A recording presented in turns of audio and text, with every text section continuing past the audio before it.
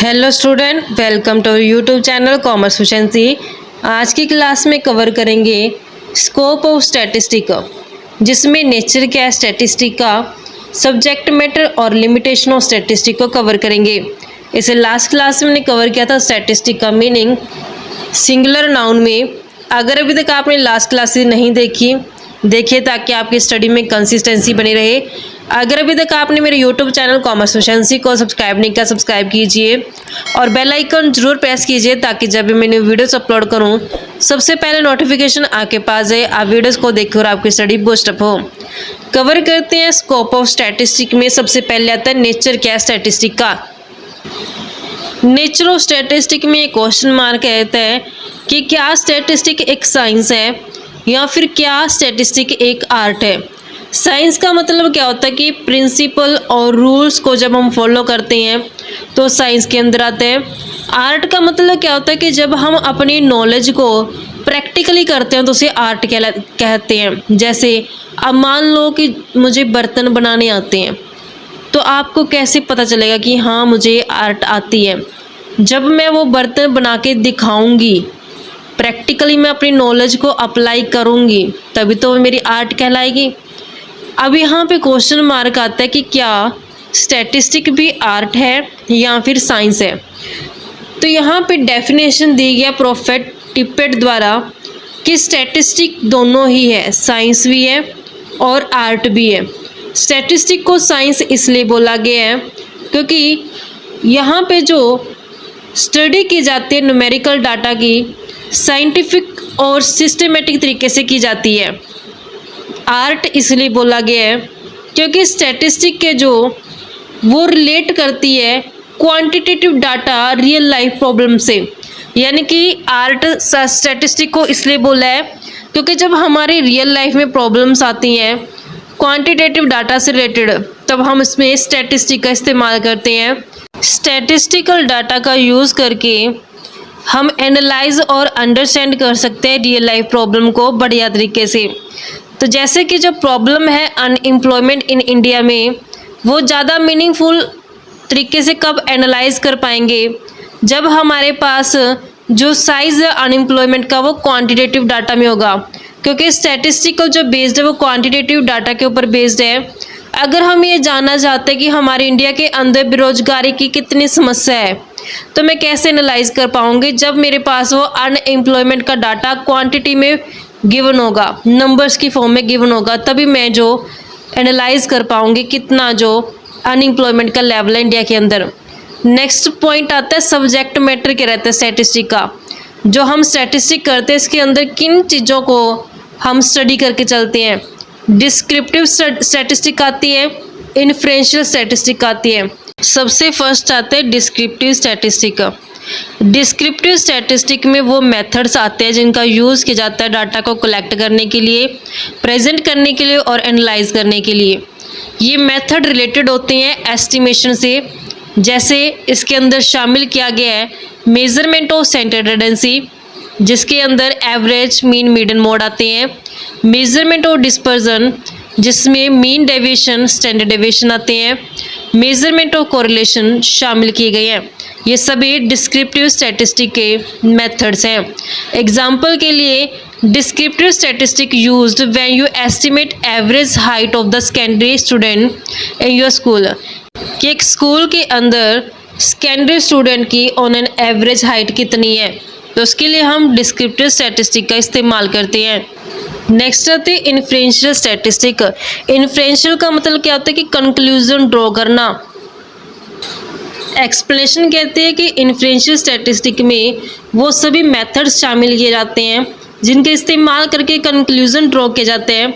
Universe और population में से जब सैंपल सेलेक्ट किए जाते हैं। अब ये यूनिवर्स और पॉपुलेशन क्या होता है इसका कंसेप्ट समझते हैं।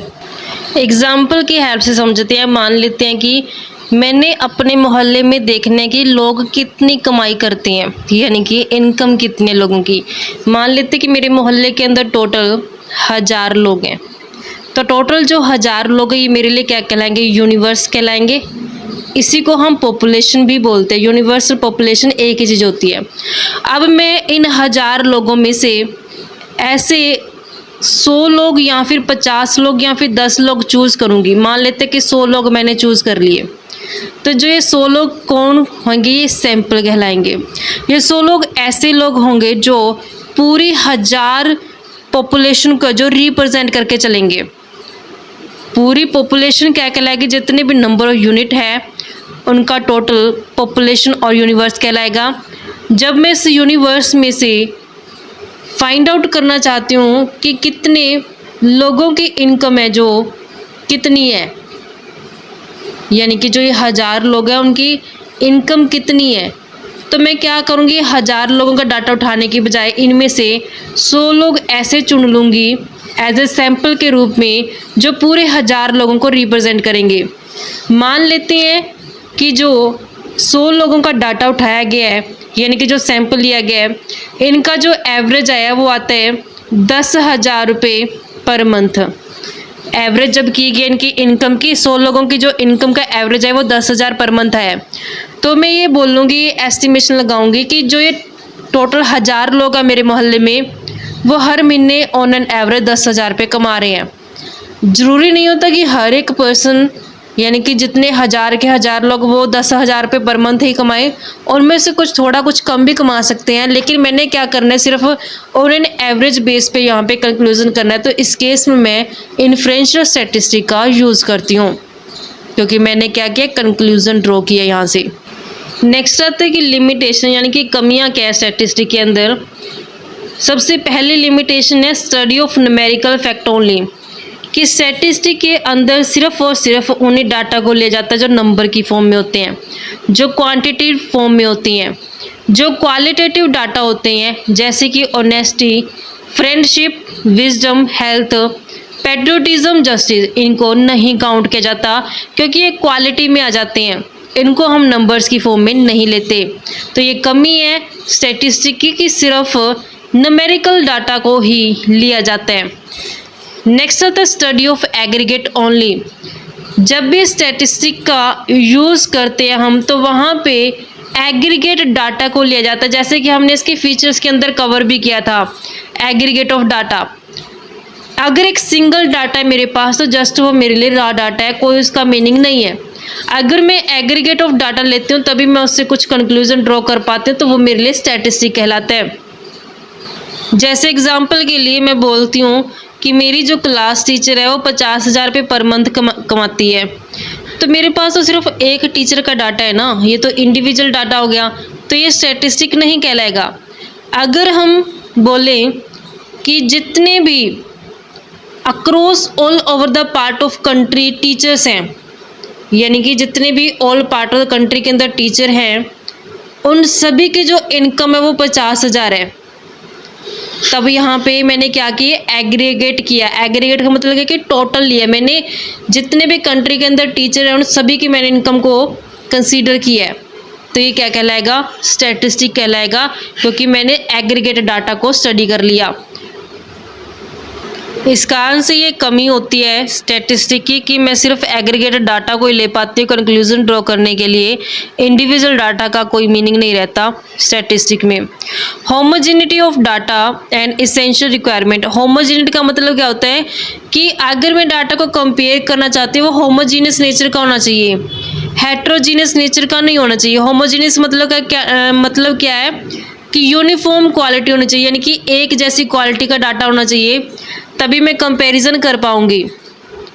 तो यहाँ पे डाटा अगर होमोजीनियस नेचर का है तभी स्टैटिस्टिक के अंदर उसका मीनिंग है। अगर हेट्रोजीनियस नेचर आ गया तो उसमें स्टैटिस्टिक का मीनिंग नहीं रहेगा। जैसे एग्जांपल के लिए अगर हम प्रोडक्शन ऑफ फूड ग्रेन को कंपैरिजन करते हैं प्रोडक्शन ऑफ क्लॉथ से, तो क्या ये होमोजीनियस है? नहीं, क्योंकि फूड ग्रेन एक अलग फील्ड है, प्रोडक्शन ऑफ क्लॉथ एक अलग फील्ड हो गए। दोनों क्या कि हेट्रोजीनियस नेचर की हो गई हैं, दोनों क्या अलग नेचर है। तो अगर मुझे स्टैटिस्टिक में कंपैरिजन करना है तो उसमें डाटा मेरा होमोजीनियस होना चाहिए, यूनिफॉर्म नेचर का होना चाहिए। नेक्स्ट लिमिटेशन आती है कि result are true only on an average, कि जो रिजल्ट ट्रू होते हैं वो सिर्फ एवरेज बेस पे होते हैं, क्योंकि हम जानते हैं कि 100% एक्यूरेसी नहीं पाई जाती। ऑन एन एवरेज बेस पे हम डाटा को जो लेते हैं। This express only the broad tendency like the law of natural science. Statistical observation are not error free. जैसे नेचुरल साइंस होती है ना, वैसे स्टैटिस्टिकल ऑब्जर्वेशन जो होती हैं वो भी एरर फ्री नहीं होती हैं, क्योंकि जब हम स्टैटिस्टिकल ऑब्जर्वेशन करते हैं ना, उनमें कुछ ना कुछ गलती पाई जाती है, क्योंकि मैं 100% एक्यूरेसी से नहीं ऑन एन एवरेज बेस पे डाटा को ले रही हूँ। जैसे एग्जांपल के लिए कि अगर हम बोलते हैं कि जो पर कैपिटा इनकम है इंडिया में वो 60,000 पर एनम है। पर कैपिटा इनकम का मतलब क्या होता है कि प्रति व्यक्ति आय, यानी कि एक इंसान की जो इनकम है वो 60,000 पर एनम है, यानी कि एक साल के अंदर वो 60,000 कमा लेता है। लेकिन हम ये भी जानते हैं कि ये सच नहीं है, क्योंकि मैंने क्या किया, ये 60,000 पर एनम ये जस्ट एस्टिमेट बेस है, ये एवरेज बेस पे है। जो हर एक इंसान है इंडिया के अंदर वो 60,000 पर एनम नहीं कमा पाता। कुछ लोग ज़्यादा कमाते हैं 60,000 से, कुछ लोग कम कमाते हैं। तो इस कारण से जो रिजल्ट्स हैं वो एवरेज बेस पे लिए गए हैं, ना कि 100% एक्यूरेसी बेस पे। विदाउट रेफरेंस रिजल्ट में प्रूव टू बी रॉन्ग। बिना रेफरेंस के जो रिजल्ट्स लिए गए हैं स्टैटिस्टिक के वो गलत साबित हो जाएंगे। अगर मैंने रिजल्ट्स को सही साबित करा तो मुझे रेफरेंस देनी ही देनी पड़ेगी। अगर मैं कंक्लूज़न को 100% एक्यूरेसी के साथ समझना चाहती हूँ तो मुझे क्या करना पड़ेगा, उन सर्कमस्टांसिस और उन कंडीशन को भी समझना पड़ेगा जिन सर्कमस्टांसिस और जिन कंडीशन के अंदर वो कंक्लूज़न को ड्रॉ किया गया है। नहीं तो मेरे जो रिजल्ट्स होंगे वो क्या होंगे, रॉन्ग प्रूव हो जाएंगे। जैसे एग्जांपल के लिए कि जो कपड़े का बिजनेस है उसके प्रॉफिट हैं जो 3 सालों को दे रखे हैं 1 लाख, 2 लाख और 3 लाख से। वहीं दूसरी तरफ जो पेपर बिजनेस के प्रॉफिट हैं 3 सालों गिवन है 3 लाख, 2 लाख और 1 लाख से। अगर मैं इनका ऑन एन एवरेज लूँ तो यहाँ पे कहते हैं कि ऑन एन एवरेज ना 2 लाख रुपये पर एनम जो प्रॉफिट कमाया जा रहा है। अब मैं यहाँ पे देखूँ 1, 2 और 3, इसका देख 3, 2 और 1 लाख, तो इन दोनों का एस्टिमेट लगता है कि ऑन एन एवरेजली ये दोनों ही बिजनेस से 2 लाख रुपये पर एनम प्रॉफिट कमाया जा रहा है। लेकिन सच ऐसा नहीं है। सच्चाई क्या है कि जो क्लॉथ बिजनेस के प्रॉफिट है वो बढ़ रहे हैं 1 लाख, 2 लाख और 3 लाख से, जबकि जो पेपर बिजनेस के प्रॉफिट है वो डिक्लाइन हो रहे हैं 3 लाख, फिर कम हो के 2 लाख, फिर 1 लाख। तो यहाँ पे अगर मैंने ये देखा एवरेज बेस तब तो मुझे लग रहा है कि दोनों सही हैं। लेकिन अगर मैं इनकी सर्कमस्टांसिस को देखती हूँ, इनकी रेफरेंस को चेक करती हूँ, तो उस केस में क्या हो गया, ये रिज़ल्ट डिफरेंट शो कर रही हैं, क्योंकि दोनों की दोनों जो प्रॉफिट्स हैं, ठीक है, उनका एवरेज 2 लाख आ रहा है, लेकिन दोनों ही केस में एक के प्रॉफिट बढ़ रहे हैं और दूसरे बिजनेस के प्रॉफिट कम हो रही हैं। तो इसी कारण से अगर मुझे कंक्लूज़न की एक्यूरेसी 100% तरीके से जाननी है तो उसके लिए उसकी रेफरेंस चेक करना बहुत ज़रूरी है। नेक्स्ट लिमिटेशन आते हैं can be used only by expert. जो स्टैटिस्टिक है इसका यूज़ सिर्फ वही पर्सन कर सकते हैं जिनको स्टैटिस्टिक मेथड की स्पेशल नॉलेज होती है। जिन पर्सन को स्टैटिस्टिकल मेथड की नॉलेज नहीं है वो स्टैटिस्टिक का इस्तेमाल नहीं कर सकते। नेक्स्ट लिमिटेशन आती है प्रोन टू मिसयूज़।